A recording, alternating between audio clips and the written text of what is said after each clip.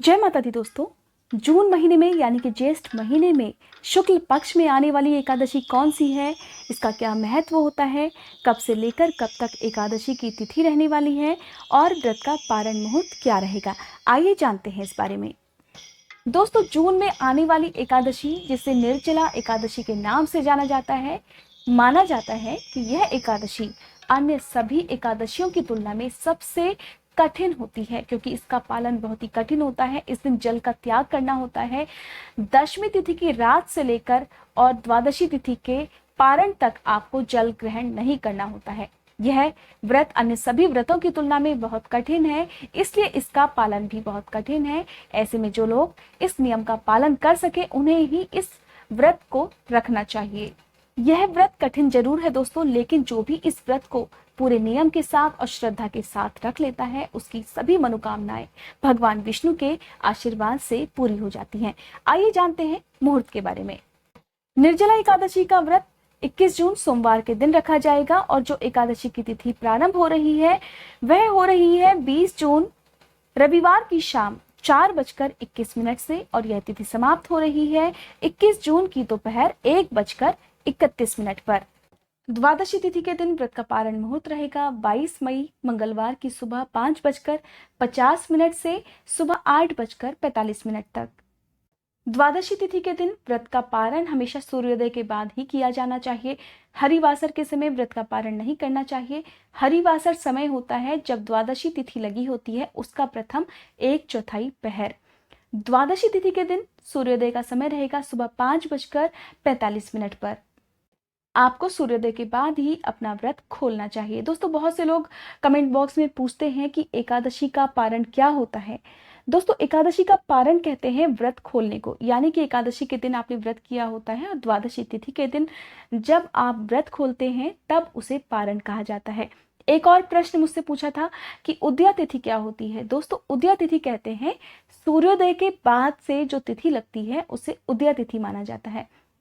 एकादशी तिथि अगर एक दिन पहले सूर्योदय के बाद प्रारंभ हो चुकी है तो ऐसे में व्रत आपको अगले दिन की तिथि में करना चाहिए। हिंदू पंचांग के अनुसार जो उदया तिथि मानी जाती है वो होती है सूर्योदय के बाद वाली तिथि। दोस्तों, उदाहरण के तौर पर मैं आपको समझाती हूँ कि जैसे इस बार निर्जला एकादशी की तिथि जो प्रारंभ हो रही है वो हो रही है 20 जून की शाम 4:21 से। तो ऐसे में यह तिथि उदया तिथि नहीं है। सूर्योदय के बाद जो एकादशी की तिथि रहती है, जो मुहूर्त रहता है, उसे ही उदया तिथि कहते हैं। एकादशी का व्रत करने वाले लोगों को दशमी तिथि से ही कुछ नियमों का पालन करना चाहिए और इनका पालन आपको द्वादशी तिथि के दिन, जब तक आप अपना व्रत ना खोल लें तब तक करना होता है। जैसे कि दशमी तिथि के दिन आपको चावल नहीं खाने चाहिए, शुद्ध सात्विक भोजन का प्रयोग करना चाहिए। अपने भोजन में आपको दशमी तिथि के दिन क्या नहीं खाना है, जैसे कि मसूर की दाल, चने या फिर आपको लहसुन प्याज का प्रयोग आज के दिन नहीं करना है। और इसके साथ ही आपको चावल का प्रयोग दशमी तिथि के बाद से लेकर द्वादशी तिथि के दिन नहीं करना चाहिए। घर में भी आपको कोशिश कीजिए कि चावल ना बने। द्वादशी तिथि के दिन बहुत से लोग मानते हैं कि इस दिन चावल का प्रयोग करना चाहिए, यानी कि जो व्रत खोला जाता है उसमें चावल ही खाने चाहिए। दोस्तों, लेकिन ऐसा बहुत जगह पर लिखा गया है कि द्वादशी तिथि के दिन भी आपको उन्हीं नियमों का पालन करना होता है जिनका पालन आपने एकादशी के दिन किया होता है। दोस्तों, क्योंकि आने वाली एकादशी निर्जला एकादशी है, ऐसे में आज के दिन जो लोग व्रत करते हैं उन्हें भी, और जो लोग इस व्रत को ना कर पाए उन्हें भी जल से भरे हुए घड़े का दान जरूर करना चाहिए। कहा जाता है कि जल से भरे हुए घड़े का दान करना बहुत ही शुभ रहता है। ऐसा करने से व्यक्ति के जीवन में कोई दुख, कोई परेशानी नहीं रहती है और सभी मनोकामनाएं भी पूरी हो जाती हैं। एकादशी का व्रत करने वाले लोगों के लिए एक और नियम होता है कि द्वादशी तिथि के दिन किसी ब्राह्मण को भोजन कराने के बाद या फिर दान देने के बाद ही अपना व्रत खोलना चाहिए। ऐसे में बहुत से लोग प्रश्न पूछते हैं कि अगर हम इस दिन दान नहीं कर पाए तो क्या हमारा एकादशी का व्रत सफल नहीं माना जाएगा। दोस्तों, इसके बारे में भी मैं आपको बता दूं कि द्वादशी तिथि के दिन अगर किसी वजह से आप किसी को दान ना कर पाए तो आप दान में देने वाली जो भी सामग्री है या जो भी दक्षिणा है, आप उसे उठाकर दे दीजिए और जब भी आपके लिए संभव हो तो आप इसका दान जरूर करें। दोस्तों एक और सवाल है जो कि एकादशी से जुड़ा हुआ है। एकादशी के बारे में बहुत से लोग जानना चाहते हैं कि क्या हमें साल भर में आने वाली सभी एकादशियों का व्रत करना चाहिए या फिर हम कोई भी एक एकादशी का व्रत कर सकते हैं।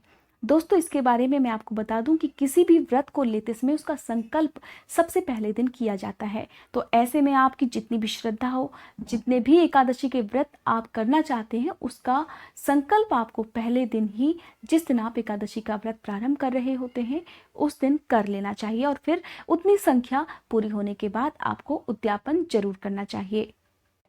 रही बात एकादशी के व्रत की, तो दोस्तों ऐसे भी बहुत से लोग हैं जो केवल शुक्ल पक्ष में आने वाली एकादशी का ही व्रत करते हैं, तो कुछ लोग केवल कृष्ण पक्ष में आने वाली एकादशियों का व्रत करते हैं।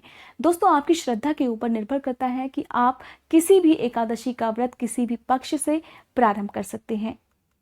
दोस्तों अगर आप जानना चाहते हैं निर्जला एकादशी की पूजा विधि के बारे में और इस दिन सुनी जाने वाली कथा के बारे में, तो आप मेरी अगली वीडियो का इंतजार जरूर कीजिएगा। उम्मीद करती हूँ ये वीडियो आपको पसंद आई होगी।